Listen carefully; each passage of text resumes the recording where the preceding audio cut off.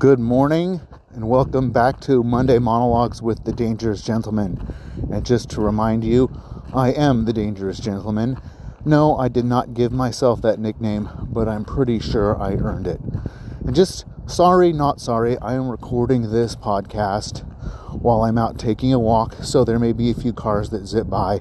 But due to the nature of things, that's just the way it's going to be. And it's cold. It's like 30 degrees outside, so you may hear me shiver a little bit, but that's okay. I'm just going to talk a little bit about, so back in 2014, it was 2014, when my life started to fall apart, I ended up in some court-mandated counseling. And for most of my life, I poo-pooed the idea of counseling. The way I grew up is you handle your business. You take care of your own business, and maybe you tell one person about it, but pretty much your business is your business, and you handle it. So counseling was kind of the wimpy way out. But, so here I was in this court-mandated counseling, and I got really fortunate with the counselor I got, because he wasn't just some typical counselor. He really knew his stuff, and he taught me some lessons that I still remember to this day, and that was, 2014, almost 10 years ago. And I went to him for 6 months, and I learned more in 6 months of counseling with him than in pretty much any other period in my life. And so I want to talk about one of those today. And one thing, because I used to go in there and say, oh, I got this decision to make, or I don't know what I should do. And he told me, he said, Andrew, you need to figure out what type of person you want to be in this world and make decisions based on that. And he said, so think about a couple of words that you might want written on your tombstone, and then think about that kind of guy that would be described by those words, and then make decisions based on that. And I was like, that's really smart. The problem is that at that time, I didn't really believe I was that person. So I made decisions based on different words than what I would really ultimately want to be described as. And so fast forward then to about 3 years ago. Okay, I was working, my life had fallen apart, I had moved, and I was starting to get things put back together. And I was going through the steps of drug and alcohol recovery. And if anyone has ever done that, the fourth step was where I got stuck. I had been through steps 1, 2, and 3 a couple of times, and I kept getting stuck on step 4. And if you understand what step 4 is a searching and fearless moral inventory of yourself, where you take the time and you literally write down anyone who has ever wronged you or that you have ever wronged. And if that sounds daunting, it is. It's scary. And that's why I kept getting stuck there. But I had my sponsor say, Andrew, it's time that we push past this step 4. And so he said, this is what you're going to do. This is how you're going to do it. And you have 2 weeks to get it done. So he gave me a deadline. And so rather than sitting down all at once and writing it all out, I did a little bit every day, which is different for me because normally I wait till like the last minute to get things done. But in that particular instance, I knew I couldn't just wait. And so I spent like 10 minutes on it every day. And it was like 8 pages long, which is a lot. I've heard of people who've done way more, but mine was like 8 pages long. And so then step 5 is you go and you sit down with someone and you read that list out. And so me and my pastor / sponsor drove up into the mountains, and we found this really cool spot, and we sat on this rock wall looking over this big old valley. And I read through my 4th step. And during that process for me, I had identified several words that I would use to have described myself. And these weren't just words that I thought, right? These were words that I felt were coming from other people, and messages that I felt were coming from other people as well. And so there were three main words, and that was fat, lazy, pervert. And so I always lived my life based on these three words, like without even realizing. It was just subconsciously beaten into my brain by myself and by other people, I felt like. And so, like that, those are three things, three big, like fat, lazy, pervert, fat, lazy, pervert, fat, lazy, pervert. And so whenever I was facing stress or struggle or difficulty, I would revert back to those characteristics. There's a plane flying overhead. Interesting. Anyway, the joys of recording an outdoor podcast on the fly. So fat, lazy, pervert. So whenever struggles, difficulty, whenever anything like that came at me, I reverted back to those habits to reinforce that stereotype that I beat into myself. And it was not ultimately what I wanted to have on my tombstone, right? And so fast forward now to today, and I've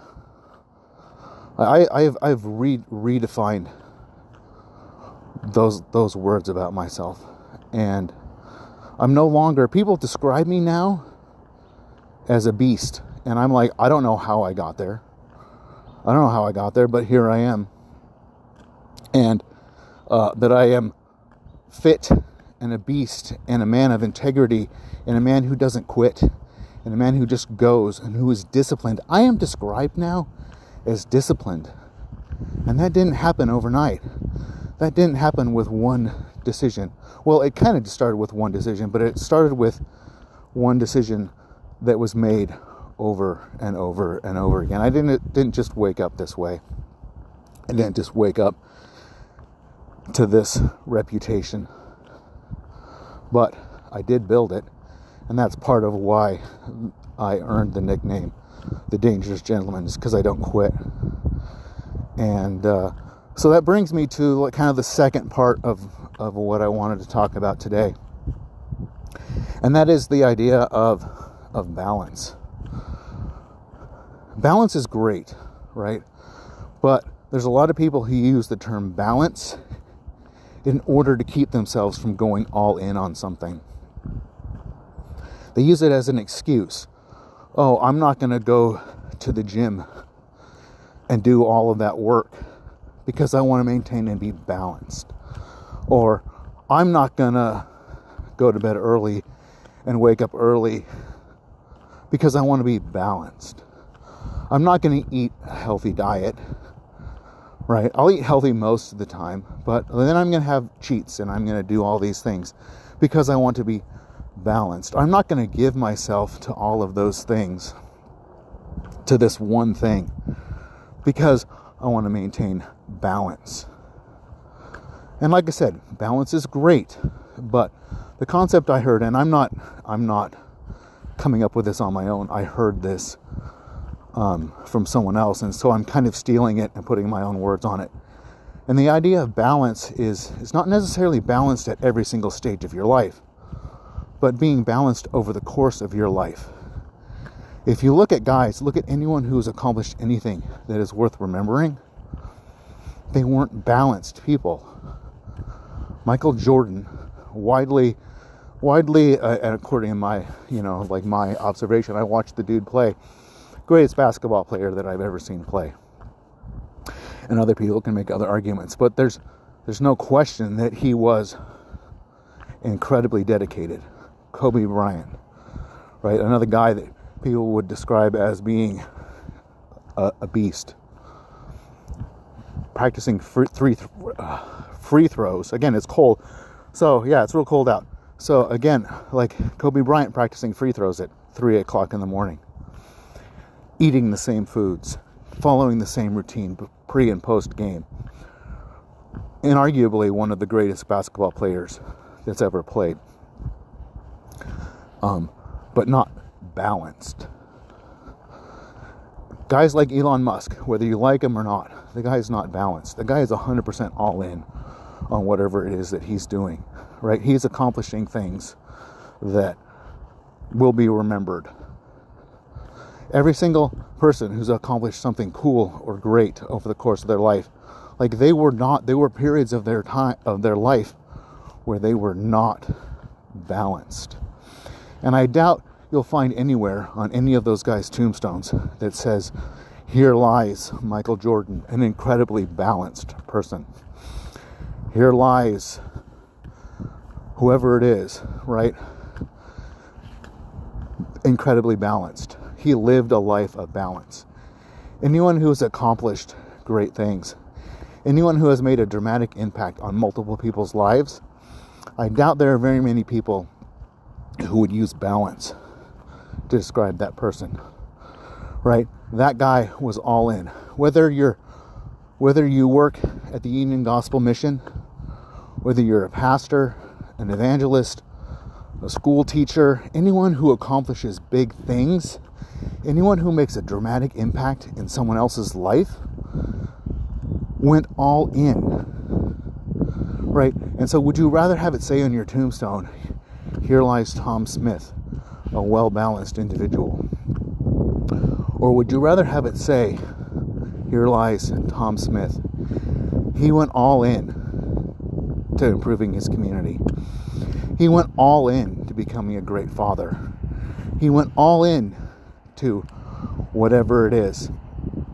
And so that lesson that I learned all those years ago back in that counseling, what do you want on your tombstone, for me, used to be fat, lazy pervert.